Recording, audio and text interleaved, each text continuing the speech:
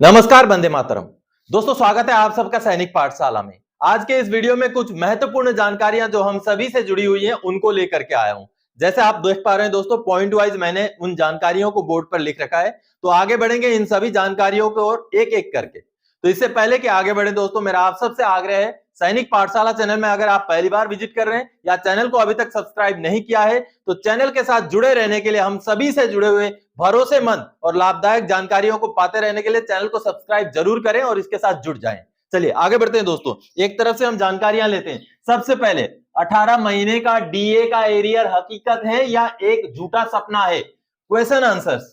दोस्तों, कल मैंने आप सबको एक जानकारी दी थी कि 18 महीने का डीएडीआर के लिए सरकार के पास दोबारा से मांग रख दी गई है 20 सितंबर के स्टाफ मीटिंग में, जो कि पेंशन मंत्रालय के सचिव के साथ एक मीटिंग हुई थी जिसमें इस मांग को उठाया गया है। अब उस जानकारी को जैसे कल मैंने दिया, उस जानकारी के ऊपर कई सारे पेंशनर्स ने बहुत सारे सवाल किए हैं, बहुत सारे अपने कमेंट किए हैं। तो उसमें से कुछ जो कमेंट है वो मैं आपको दिखाना चाहूंगा दोस्तों, जो कि आप सब भी देखना चाहेंगे शायद, और मैं उन कमेंट्स पर मैं अपना राय आपको जरूर दूंगा। सबसे पहले जैसे आप देख पा रहे हैं, कोई ओम प्रकाश जी, उन्होंने लिखा, आदरणीय सर जी, सब झूठ है क्योंकि कोई भी सरकार ओआरजेसीओ के लिए कभी नहीं सोचा, क्योंकि वो दे तो ठीक, अन्यथा कोई कहने वाला नहीं है। पेंशन भी भगवान भरोसे ही है, चल रहा है, किसी को नहीं पता कि उसकी पेंशन कितनी है। मैं इस बात से इत्तेफाक नहीं रखता हूं, सबको पता है अपनी पेंशन कितनी है। हाँ, कुछ लोग जो बहुत जानकारी नहीं रखते हैं उनको हो सकता है पता ना हो कि उनकी पेंशन कितनी है, लेकिन आज के डेट में अगर उनको पता भी ना हो तो उनके बच्चों को पता होता है। तो मैं ये चीज तो नहीं मानूंगा। और दूसरी चीज, ये कोई जेसीओ या ओआर की बात नहीं है। जो 18 महीने का डीएडीआर है सभी के सभी केंद्र सरकार के कर्मचारियों और पेंशनर्स के लिए है, इसलिए ये मुद्दा थोड़ा सा अलग है। इसलिए आप इसको सिर्फ फौज के नजरिए से ना देखें, क्योंकि ये मुद्दा एक और भी बड़ा मुद्दा है। क्योंकि अगर ये 18 महीने का डीएडीआर अगर रिलीज कर दिया जाता है तो इसमें एक बहुत बड़ी संख्या में जो है पेंशनर्स और एम्प्लॉइज को सरकार 2024 के चुनाव के नजरिए से अपने पाले में कर सकती है। तो यह मुद्दा थोड़ा सा अलग है, इसलिए इसको आप जेसीओ इस तरीके से ना कंपेयर करें। और मेरे हिसाब से मैंने आपको कोई झूठी जानकारी नहीं दी है, ये मांग उठी है और इस मांग को लेकर मीडिया हाउसेस ने भी प्रचार किया है, तो उसकी जानकारी मैंने आपको दी है। मेरी तरफ से कोई अलग से बना करके या नई मतलब क्रिएट करके जानकारी नहीं दी है। आगे दोस्तों, ओआरओपी 2 का एरियर देने में मुश्किल हो रही है, 18 मंथ का एरियर ना मुमकिन। दोस्तों, ओआरओपी 2 का एरियर मुश्किल नहीं, किस्तों में मिल रहा है। जिनकी बढ़ोतरी हुई है उनको मिल रहा है, उसमें विसंगतियां हैं, वो अलग इश्यू है, लेकिन जिनकी बढ़ोतरी हुई है उनको किस्तों में मिल रहा है। जैसे ओआरओपी 1 में भी किस्तों में मिला था, तो कोई बहुत बड़ी बात नहीं है। लेकिन अब ये जो डीएडीआर का एरियर का मुद्दा है, ये इलेक्शंस आने वाले हैं, इस वजह से इसका इंपॉर्टेंस अलग ही हो जाता है। अगला जो है देखिए, sir your opinion about 18 months arrear is very good but our PM Modi ji is not interested in this case. दोस्तों, आप सबको बता दूं कि 40 साल के इंतजार के बाद 2015-16 में जाकर के ओआरओपी 1 दिया गया। अब 2006 में जो पे कमीशन लागू किया गया था, 6th पे कमीशन, उसमें कई सारे पेंशनर्स का कम फिक्सेशन हुआ था, जो जाकर के 2018 में 568 सर्कुलर के जरिए दिया गया। ये किसने दिया?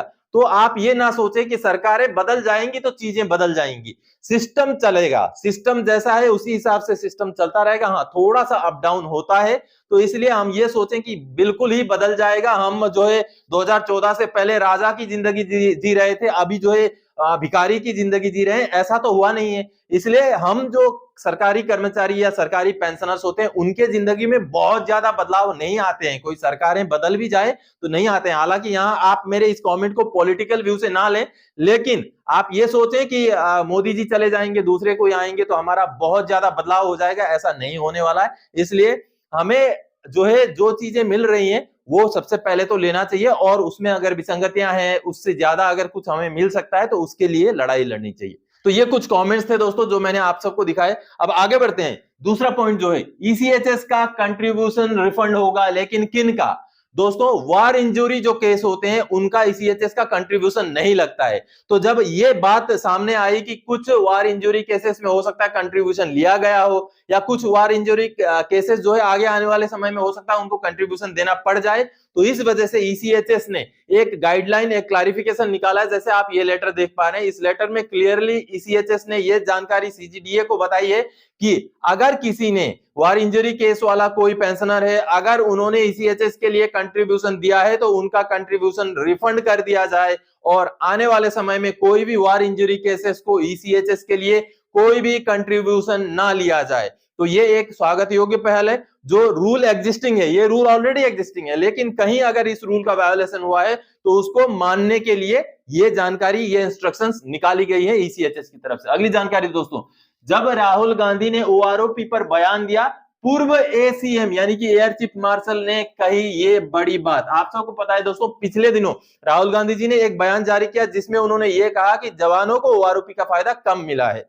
तो उसके बाद अब कई सारी बातें सामने आ रही हैं, उनके खिलाफ पुलिस में कंप्लेन भी हो गया, उनके खिलाफ बड़े बड़े लोग सामने आकर के बयान भी दे रहे हैं। अब जो राहुल गांधी जी का बयान था उसको थोड़ा सा मैं सुनाता हूं, सुन लीजिए। 1 रैंक 1 पेंशन में ऑफिसर्स को ज्यादा फायदा मिला और जो हमारे जवान हैं उनको कम फायदा मिला, मगर शायद ओआरओपी ज्यादा जवान को चाहिए होता है, मतलब उसके लिए ज्यादा जरूरी है कि ऑफिसर के लिए, और एंड में लड़ता तो जवान है, अफसर लड़ता है मगर जवान मतलब हजारों में जाके लड़ता है, अपने पूरी जिंदगी अपनी हिंदुस्तान की रक्षा करने में दी है पूरा। सर हमारा जवानी तो इसी में दे दिया, बच्चे लेके रक्त खून में कोना ये हिंदुस्तान के लिए जान देने के लिए तैयार।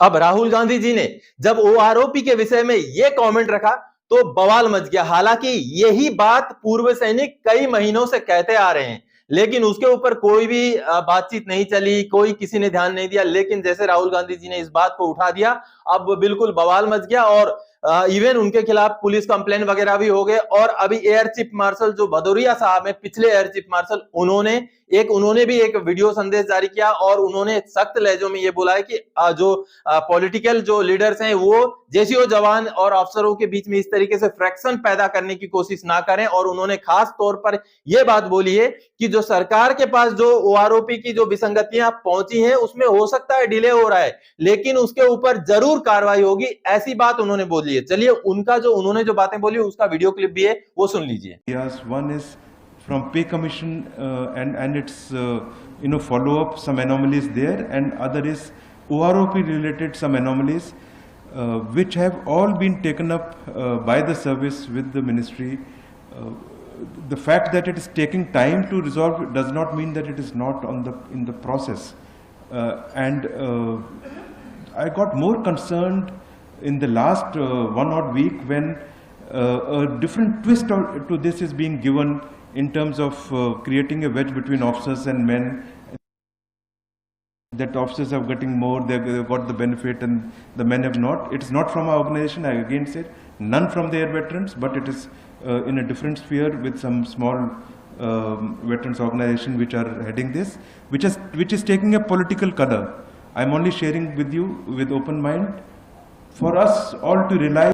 तो दोस्तों आप सबने अभी सुना कि पूर्व एयर चीफ मार्शल भदौरिया साहब ने यह बोला है कि सरकार के जो पाले में जो है वो जो जितनी भी हमारी विसंगतियां हैं वो पहुंच चुकी हैं, लेकिन उनके ऊपर जो है डिले हो रहा है काम होने में या डिसीजन लेने में। इसका मतलब ये नहीं कि सरकार उसके ऊपर ध्यान नहीं दे रही। आगे बढ़ते हैं और दूसरी जानकारी की ओर। पेंशनर के शिकायत पर अब एमएसपी के साथ स्पर्श से कोरिजेंडम पीपीओ जारी। जी हाँ दोस्तों, आप सबको बता दूं कई सारे ऐसे पेंशनर्स आज भी हैं जिनको एमएसपी नहीं मिला है लेकिन लागू है।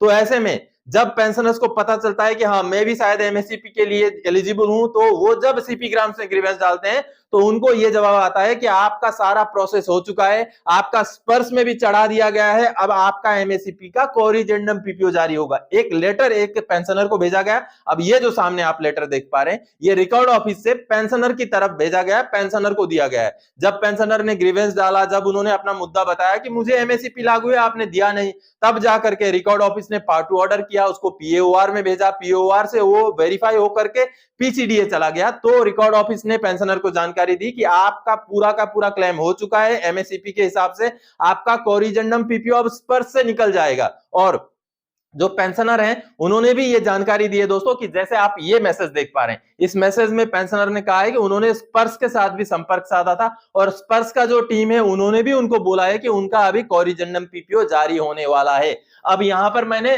दो डेट लिख रखे हैं दोस्तों, 1 जनवरी 2006 और 31 अगस्त 2008। इस बात को आप बिल्कुल ध्यान से रखिएगा।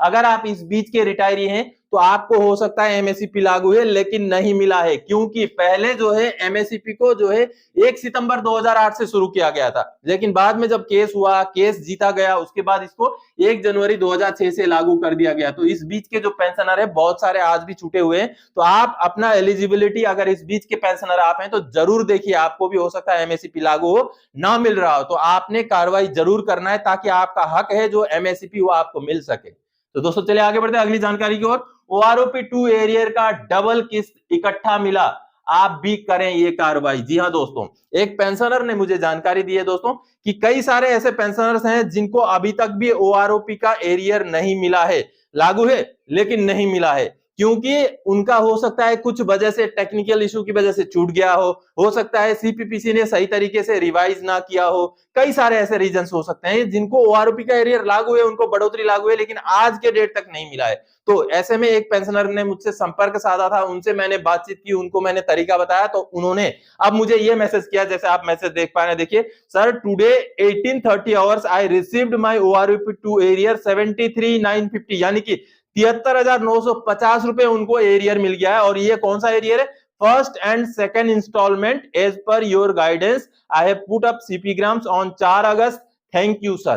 तो देखिए दोस्तों, जब 4 अगस्त को उन्होंने अपना ग्रीवेंस डाला, तब जाकर के उनको 73,000 रुपए फर्स्ट और सेकंड इंस्टॉलमेंट इकट्ठा मिल गए, जो कि बड़ी बात है। और आपको भी अगर लागू है और नहीं मिला है तो आप कार्रवाई जरूर करें, और इसके लिए आपको सबसे पहले ओआरओपी 2 का टेबल देखना पड़ेगा, उससे ये जानकारी लेनी पड़ेगी आपको बढ़ोतरी लागू है या नहीं है। चलिए अगली जानकारी की ओर। 30 सितंबर तक कीजिए सीईए के लिए अप्लाई, 12,000 24,000 सालाना मिलते हैं। दोस्तों इसके बारे में मैंने डेडिकेटेड एक अलग से वीडियो बनाया कि आपको केएसबी में कैसे रजिस्ट्रेशन करना है, आपको केएसबी से कैसे चिल्ड्रन एजुकेशन अलाउंस या चिल्ड्रन एजुकेशन ग्रांट या financial assistance to children education बोलते हैं इसको, जो पेंशनर को मिलता है हर महीने का, एक बच्चे का 1,000, 2 बच्चों तक को मिलता है। तो आपने इसके लिए अप्लाई करना है। इसका अप्लाई का लास्ट डेट 30 सितंबर है।